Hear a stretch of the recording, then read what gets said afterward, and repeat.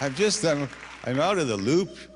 Didn't have pets. I had this fear of dogs. I know how pathetic that sounds.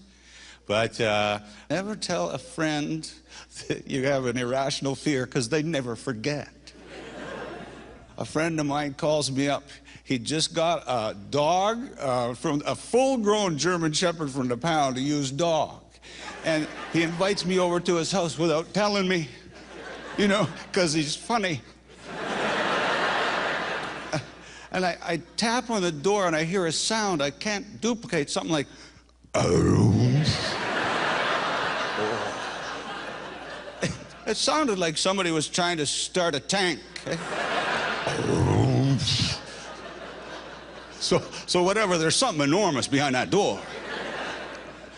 And he comes out and he's got his new dog by the collar, but just barely. Hey. How you doing? And now the dog is like surrounding me. He's all over and he's sniffing. I'm so tense. And at one point he sticks his head right under here. Now I'm on my toes in the lurch for something clever to respond with. Geez, are those new curtains there? And he says this, don't act so nervous. He can smell fear. See, I can't believe his eyes aren't watering.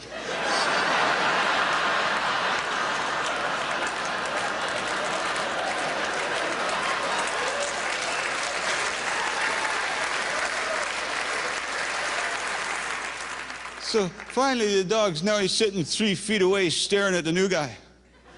And my buddy goes, just don't get up too quick. And all I want to tell him is, hey, it's a dog. Put him in the goddamn basement. I mean, what other rules are there in this nut house? Oh yeah, and don't use adverbs. Yeah. Goes right for the throat. Okay, I'll just sit here quietly. Jesus, quiet like.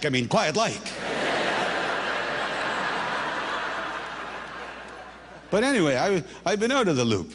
And I overcame this fear. It's a happy story, triumph over adversity. I overcame this fear by getting a dog. It changes your whole perspective. I mean, they're in your heart in days. They're right there.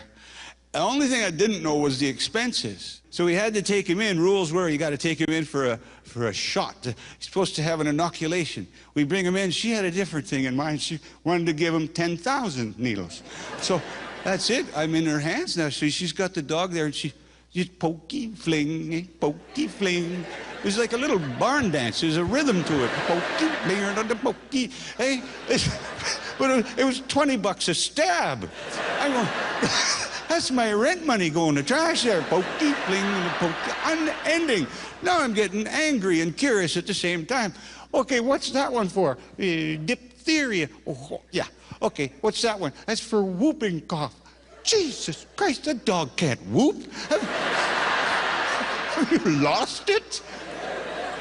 So what's that one there for? Dutch elm disease?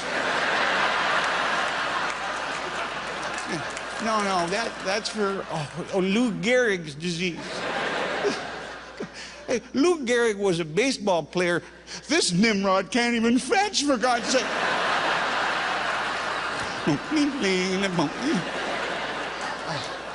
So I didn't know this rule. In the city, you have to get your dog neutered. I felt guilty bringing him back to that woman. So she does the operation. I'm trying to leave. She's tapped me on the shoulder again. So what the hell? What, you used to run a Mr. Lube franchise? You can't get out of the building. What?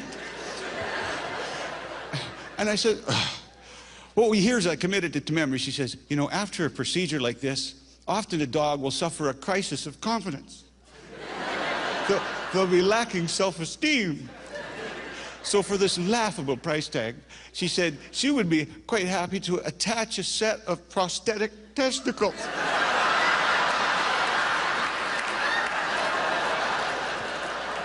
They call them newticles. So there was nothing in this that made any sense to me. I couldn't imagine how this is supposed to help. Here's my dog apparently at his height of insecurity, and I'm supposed to walk him back home while every other dog on the street makes fun of him. Hey, every other pooch going by, oh, those aren't real. Yeah, right, clackety, clackety, yeah, buddy. And I think we're all aware that this is not going to fool your dog for any length of time. How long can this ruse work? Maybe an hour? Before your beloved dog jumps on the couch with you, gives you an accusatory glare, huh?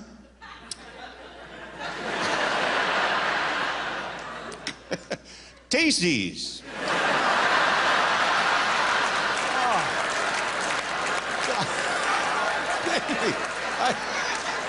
I'm getting a rubbery aftertaste. Is it me? Go. Anyway, look, you